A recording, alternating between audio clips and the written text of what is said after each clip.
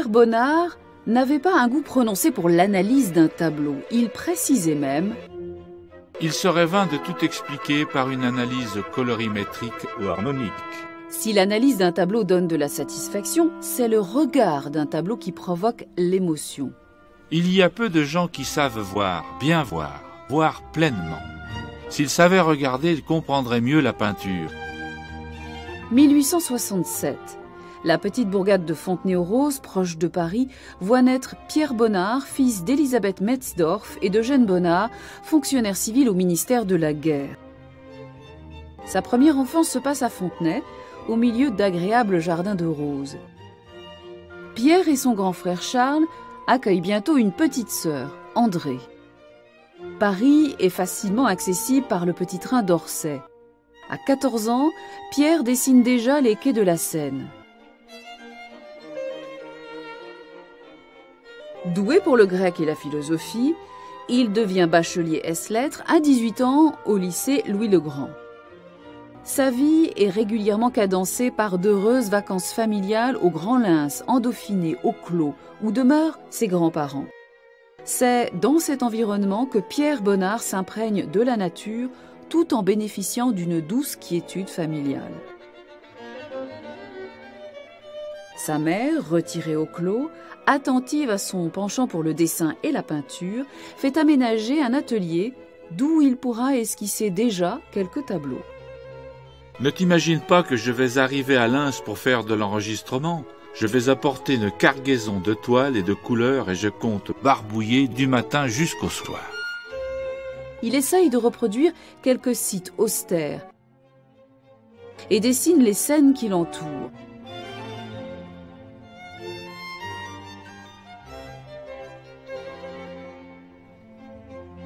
Mais il préfère la nature vivante. Il croque un cheval, mais s'attarde sur les formes d'élégantes parisiennes.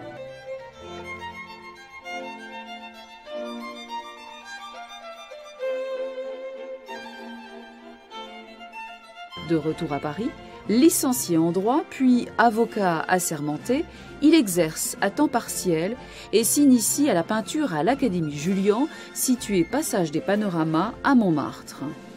Certes, depuis longtemps, j'étais attiré par la peinture et par le dessin, mais sans que cela fût une passion irrésistible, tandis que je voulais à tout prix échapper à la vie monotone. Il loue son premier atelier dans le quartier des Batignolles, rue Le Chapelet. Admis à l'école des Beaux-Arts, il côtoie quelques peintres. Surtout Vuillard, son ami de toujours.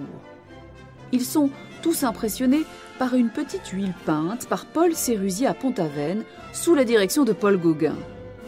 Ces coloris inattendus, largement mis à plat, stimulèrent ces peintres aventureux qui fondèrent le mouvement des nabis. Sa première affiche pour France Champagne lui rapporte 100 francs. Pour les nabis, l'art, jusqu'alors académique, devait pénétrer largement la société et sous toutes ses formes. Il entrevoit alors la possibilité de vivre de son art et attire sur lui l'attention de Toulouse-Lautrec, spécialiste de l'affiche et de l'illustration du Gai Paris. Bonnard prépare soigneusement ses tons, même pour un projet d'affiche. L'art japonais l'impressionne. Les formats en hauteur des kakémonos sont souvent adoptés pour des personnages très nabis, entourés d'arabesques décoratives. Les motifs imprimés sont à plat et leurs formes sont suggérées par de simples traits. Ses amis peintres le surnomment le nabi très japonard.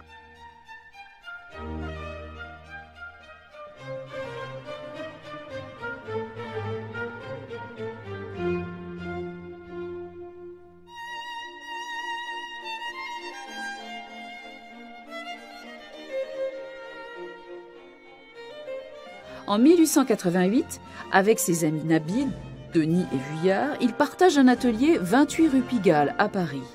C'est pour eux l'occasion de travailler entre amis, loin des sentiers battus.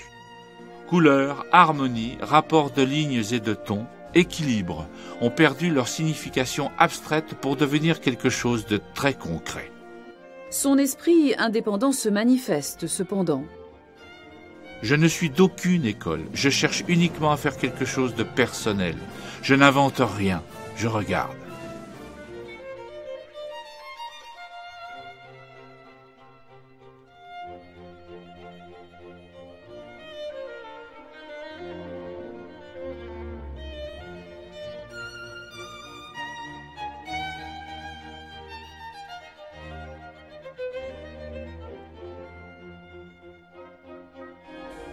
Attentif aux enfants dans leur décor familial, Bonnard les décrit aussi dans leur environnement champêtre. Sa cousine Berthe Schädlin, qu'il courtise, est très japonaise. Elle est pourtant ondulante dans sa robe à carreaux droits. Dans cette partie de croquet au grand lince, elle regarde André, la sœur de Pierre, tenter un coup de maillet devant toute sa famille. Devant la maison du Clos, le tableau de famille des Bonnard est agrandi du couple opulent Prudhomme. À gauche, Claude Terrasse, musicien, époux de sa sœur André et leurs 5 enfants que Pierre chérissait. La famille Terrasse part s'installer à Arcachon. Pierre les rejoint et dessine le petit solfège illustré de Claude. Bonnard, qui vit à Paris, est attentif aux spectacles parisiens très variés.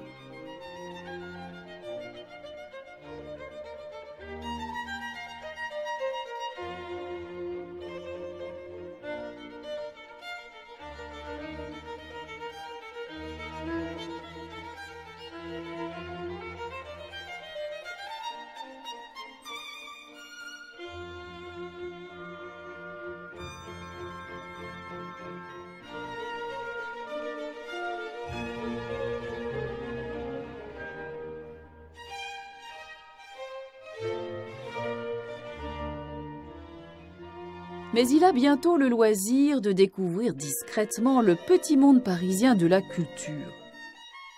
Il participe comme illustrateur à la Revue Blanche, refuge d'intellectuels, d'artistes et de musiciens non conformistes d'opinions diverses et quelquefois opposées. Thaddée Nathanson dirige cette revue d'avant-garde, animée par son épouse Misia, égérie d'artistes et d'écrivains célèbres. À Valvin, la Grangette, demeure de Misia, est proche de la maison de Mallarmé. Debussy met en musique ses poèmes. Bonnard dessine Misia.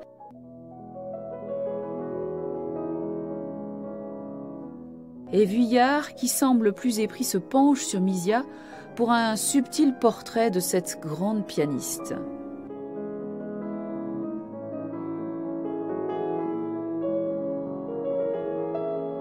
En 1893, Marthe et Pierre se rencontrent par hasard dans Paris. Leur attirance est immédiate.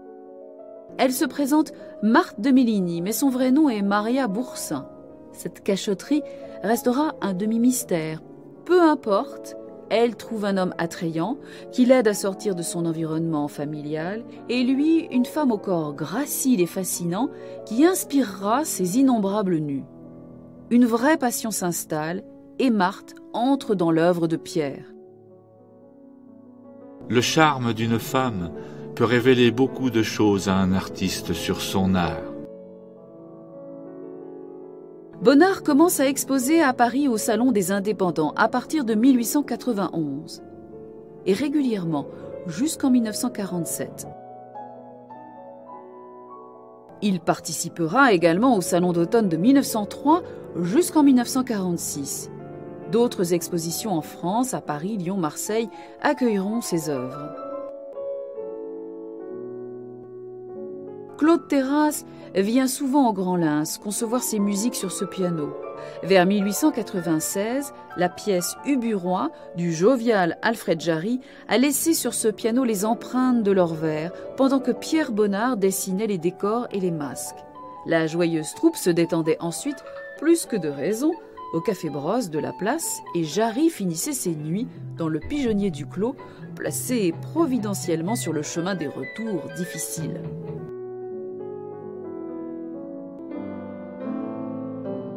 Ces illustrations des histoires naturelles de Jules Renard témoignent de l'intérêt que porte Pierre à la nature et aux animaux souvent présents dans ses tableaux. Renoir et Bonnard font le portrait du galériste et éditeur Ambroise Vollard. Celui-ci commande à Bonnard les illustrations de Parallèlement, un ouvrage de Verlaine dont le titre ambigu sert à cacher un sujet trop osé pour l'époque. Il illustre de nombreux ouvrages comme plus tard Notes sur l'amour de Claude Hanet.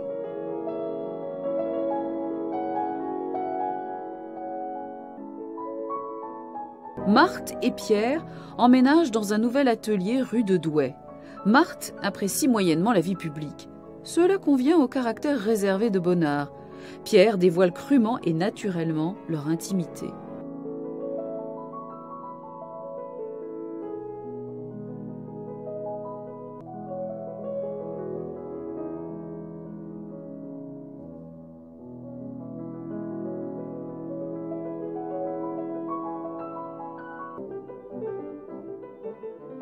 En 1900, ses chers amis peintres et Ambroise Vollard rendent un hommage collectif à Paul Cézanne. Cézanne était le peintre le plus puissamment armé devant la nature, le plus pur, le plus sincère. Vollard et Vuillard, observant la dextérité de Pierre à pétrir de la mie de pain, l'encouragent à faire de la sculpture. Bien dans la tradition des nabis, il diversifie volontiers son art.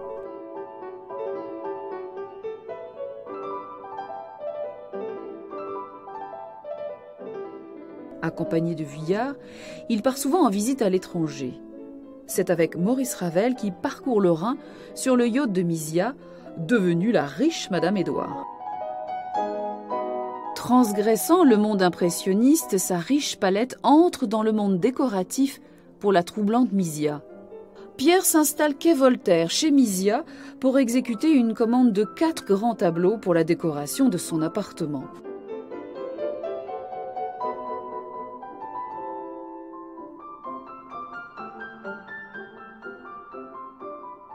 Je flotte entre l'intimisme et la décoration. On ne se refait pas.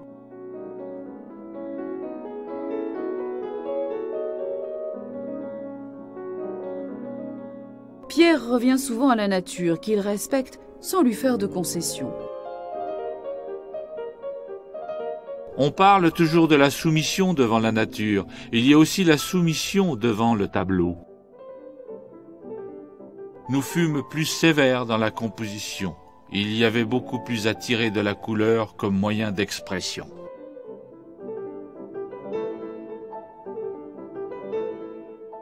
Vuillard, ami de Pierre et Marthe, est le seul peintre, hormis Bonnard bien sûr, à avoir réalisé un portrait achevé de Marthe.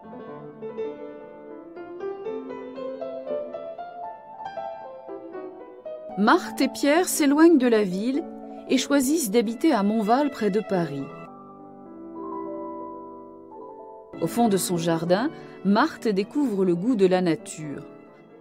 Absorbée par ses ablutions et ses toilettes fréquentes, elle est une proie facile pour Pierre qui fait l'apprentissage des subtilités de la photographie. Une esquisse griffonnée mémorise et caricature une attitude pour la finaliser patiemment ensuite. Ses qualités de dessinateur s'apprécient sur ses dessins finis. Rien de tel qu'un miroir pour accéder à la 3e dimension, voir de face sans être vu, et même voir derrière vous sans contorsionner l'image. Il y a une formule qui convient parfaitement à la peinture. Beaucoup de petits mensonges pour une grande vérité. À Montval, il est proche de Maurice Denis, installé à Saint-Germain-en-Laye, où un musée est aujourd'hui érigé. Mais proche aussi de Mayol, autre ami nabi qui sculptait et dessinait sur son fameux papier à dessin mis au point à Montval. Depuis 1900, Bonnard expose dans les galeries parisiennes, principalement à la galerie Bernheim Jeune, avec laquelle Matisse signe un contrat de production formalisé, alors que Bonnard a un contrat tacite, mais des liens personnels privilégiés. Le croquis préparatoire du sujet principal de la loge des Bernheim montre le soin apporté à sa préparation. Quant à la troncature de la tête, renforce-t-elle le personnage principal ou dépassait-elle simplement l'espace disponible. En 1911, dans la cité des Fusains, il aménage un atelier à Montmartre, 22 rue Tourlaque, atelier qu'il gardera jusqu'à la fin de sa vie. Il allait rituellement rincer ses pinceaux à la proche fontaine de son jardin. Combien d'œuvres a-t-il dû transporter dans son grand cartable? À Paris, je suis un critique. Je ne peux pas y travailler. Il y a trop de bruit, trop de distractions. Je sais que d'autres peintres s'habituent à cette vie. En 1912, attirés par les bords de la Seine, c'est à Vernonnet, près de Vernon, qu'ils font l'acquisition de Maroulotte, au grand balcon blanc mythique. En bord de Seine, ce site protégé convient au goût de solitude de Marthe.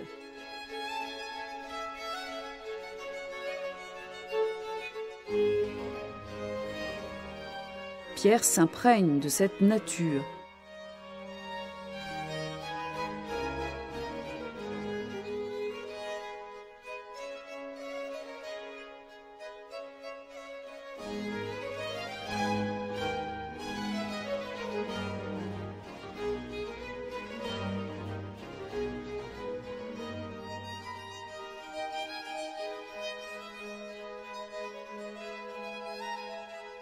Avec son vieil ami Claude Monet, proche de l'âge Giverny, il échange quelques visites.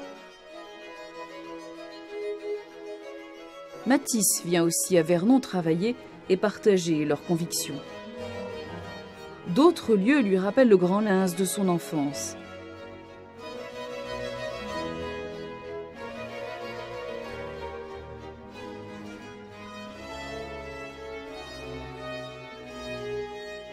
Après les ambiances maritimes de la Manche et de l'Atlantique, il découvre la Méditerranée et rejoint souvent ses amis peintres dans le Midi, à Saint-Tropez et Cannes. J'ai eu un coup des 1001 nuits, la mer, les murs jaunes, les reflets aussi colorés que la lumière.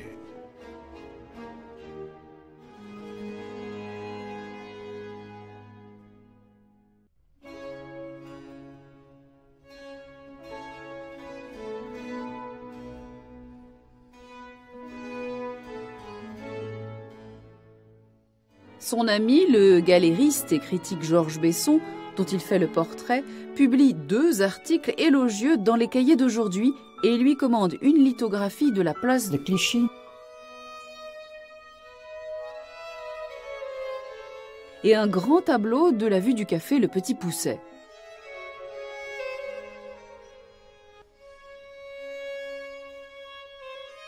La guerre éclate. Son neveu Jean est blessé. Bonnard est envoyé en reportage de guerre. Il ne fera qu'un tableau resté inachevé, montrant dans un coin un vieil homme accablé sur des ruines. Son œuvre, ralentie par le désordre que la guerre entraîne, se poursuit néanmoins. À la demande des collectionneurs suisses Anne Loser, il esquisse et peint l'été, un grand tableau décoratif.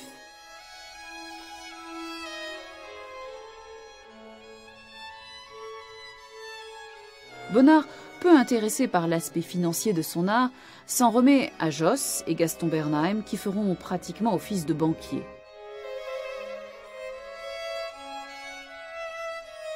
Marthe et Pierre séjournent ensemble dans des stations convenant à la santé fragile de Marthe.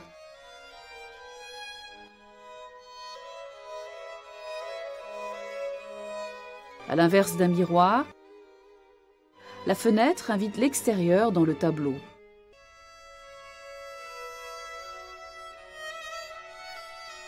À l'exemple de Pierre, Marthe rêve de peinture. Formée par Louise Hervieux, elle expose en 1924 ses pastels à la galerie Druet sous le pseudonyme de Marthe Solange. Tout a très bien marché. Le succès est venu nous payer de toute cette peine.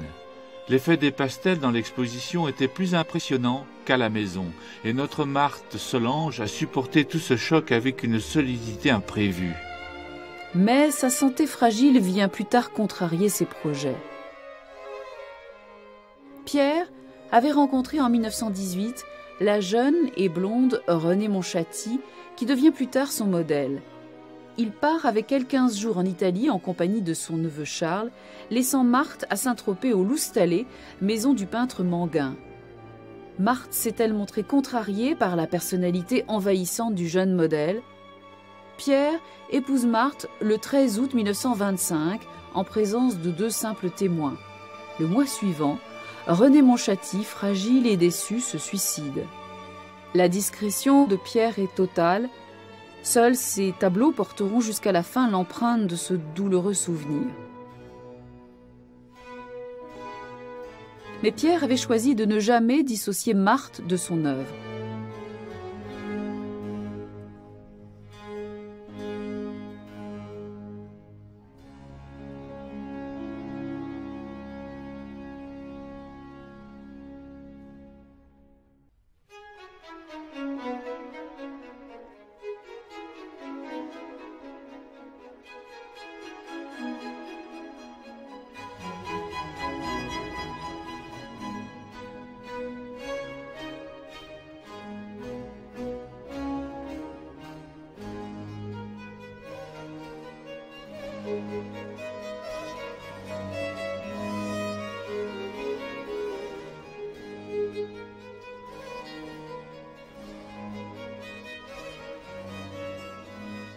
Bonnard, par l'esquisse du tableau, en résume l'esprit,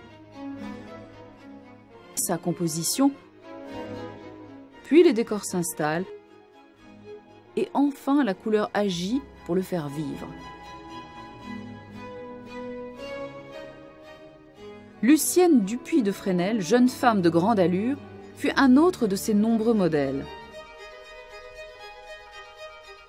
La beauté, c'est la satisfaction de la vision.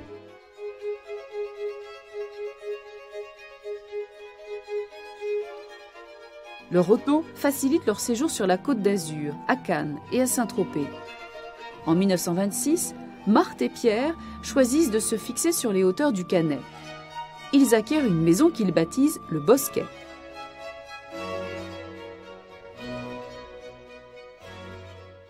Pierre reprend goût aux vues d'intérieur.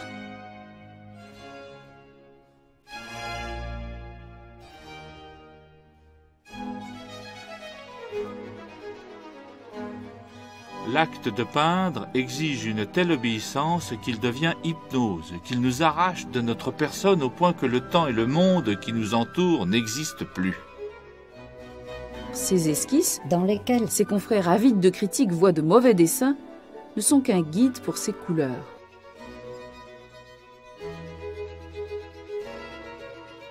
Le principal sujet, c'est la surface qui a sa couleur, ses lois, par-dessus les objets. Je travaille pas mal, surtout dans le sens de la compréhension. On peut se noyer là-dedans, mais cela fait vivre. Une verrière apporte la lumière dans son atelier à 2 niveaux.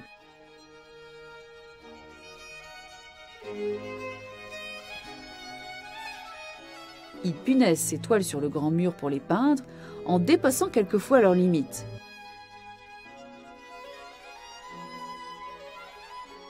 Depuis sa fenêtre, sa vue plonge sur la mer au loin.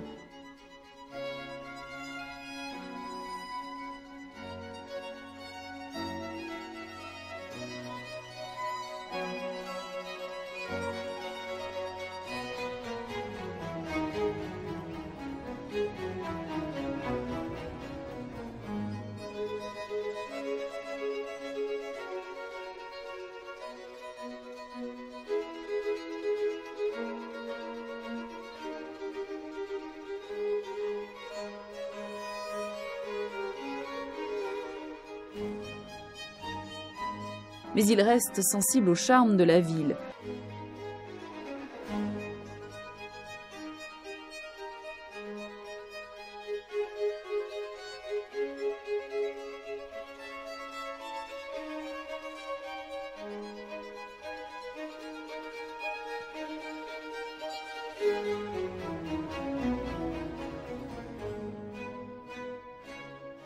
Membre du jury du prix Carnegie, il visite les États-Unis. Il rencontre Duncan Phillips, qui sera son principal collectionneur américain.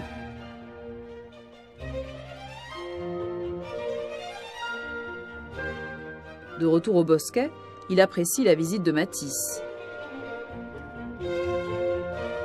En 1928, Bonnard offre une aquarelle emblématique du peintre Yonking au président Édouard Herriot, lors de l'hommage posthume rendu à Claude Terrasse. Herriot avait auparavant acquis une œuvre de Bonnard.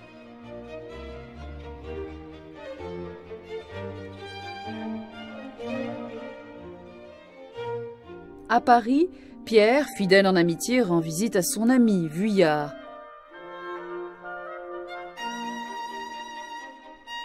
Marthe et Pierre s'évadent ensemble pour des lieux qui conviennent à la santé de Marthe.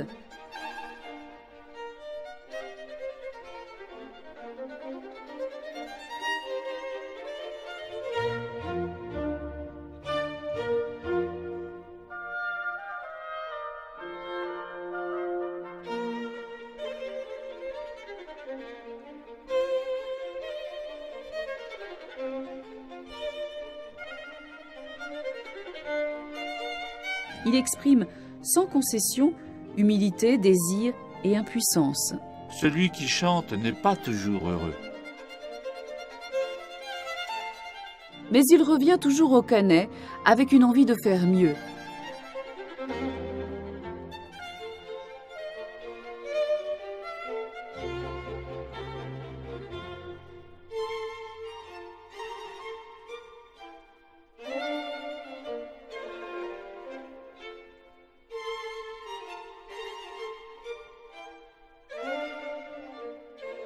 Il écrit à son ami Maurice Denis. La misanthropie de Marthe nous pousse à une vie à l'écart. J'ai le temps d'approfondir les questions de métier en peinture et je cueille mes olives.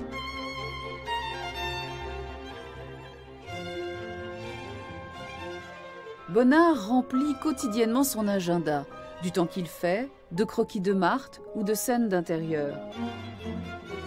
J'ai tous mes sujets sous la main. Je vais les voir, je prends des notes, et puis je rentre chez moi. Et avant de peindre, je réfléchis, je rêve. Par exemple, il esquisse la route rose au pied du bosquet. Ou bien la baignoire où Marthe se délasse souvent.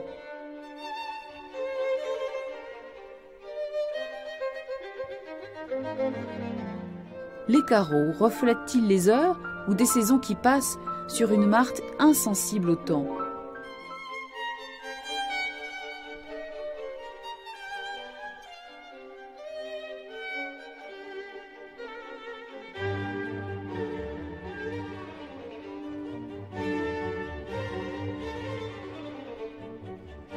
Comme Marthe, à l'abri du temps, on retrouve ce même vase moult fois dans ses tableaux.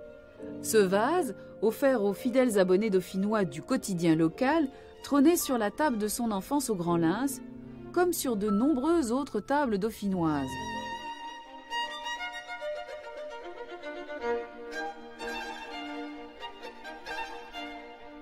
Henriette Groll, peintre attachée à ses racines dauphinoises, a même appelé une de ses toiles le pot de Bonnard.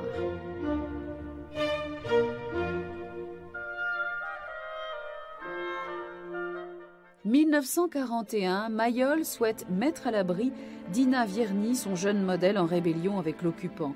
Il la confie à Matisse et Bonnard. Elle pose pour Bonnard en s'étonnant de devoir être en perpétuel mouvement et non immobile.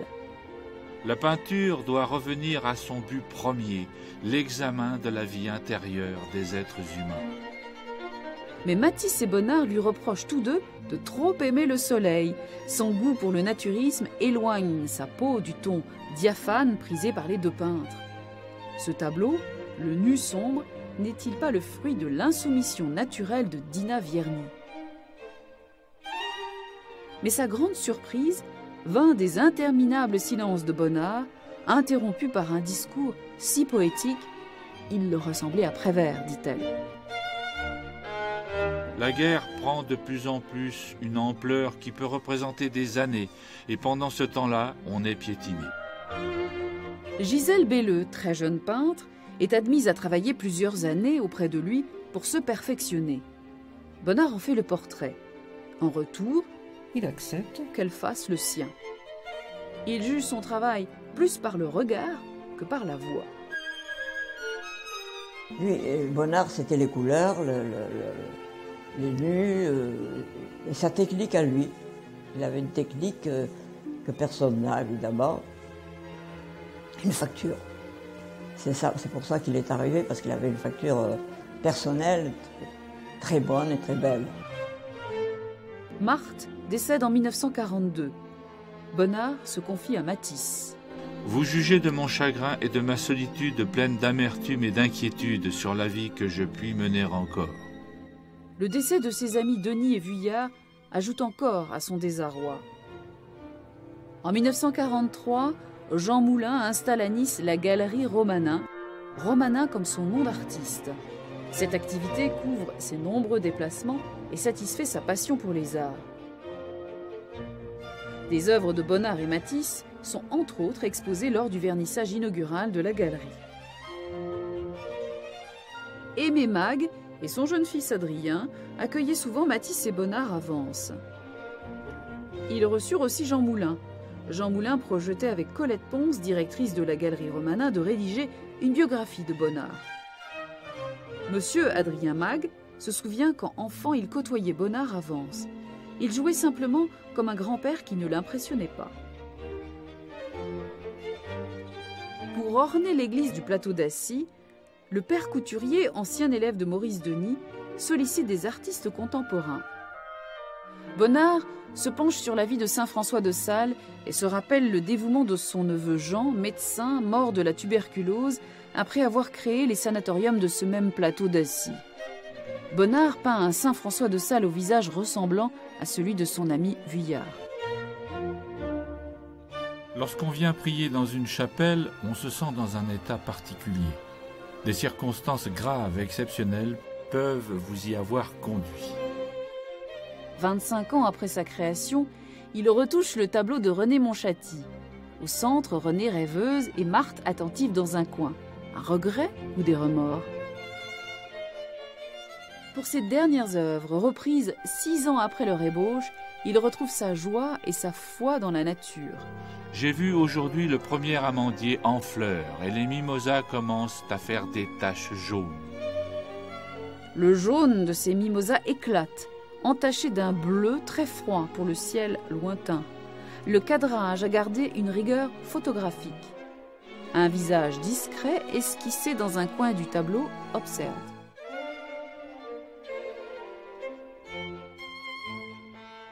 Vu de la fenêtre de sa chambre, l'amandier en fleurs a été sa dernière œuvre, retouchée avec l'aide de son neveu Charles. Qualité. Bonnard lui a demandé un tube de jaune et un pinceau et a remplacé le vert du pied de l'arbre par son jaune préféré. Peu après, Pierre Bonnard décède au Canet le 23 janvier 1947. Ses œuvres ont aujourd'hui pris place dans les plus grands musées du monde. Des institutions étrangères ont honoré son travail en le faisant membre de leur académie. Si beaucoup de villes en France conservent et exposent ses œuvres, de nombreuses expositions internationales prestigieuses les ont également accueillies.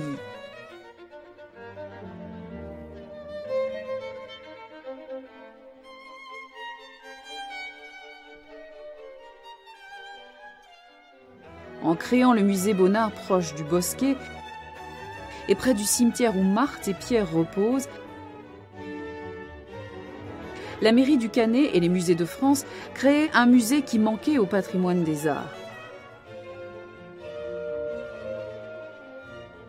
Pierre Bonnard a conservé son atelier rue Tourlaque à Montmartre jusqu'à la fin de sa vie.